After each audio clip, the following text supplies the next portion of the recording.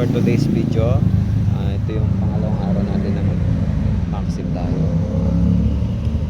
So kahapon, unang biyahe natin sa maxim is kumita tayo ng 800. So yun yung first time natin. So hindi na masama kumita tayong 800. So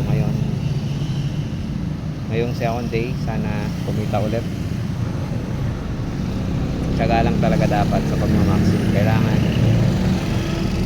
sanay ka sa init, sanay ka maghintay. So ayan, naghihintay tayo ng may nagbubok. Pahinga lang muna. So ayan, second day pa lang ng aking pagmamaxim. Nakaka-enjoy naman.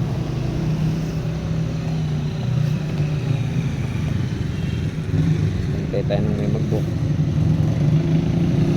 So as of now is time ngayon is 10:30. So nakakailang oras na ba ako?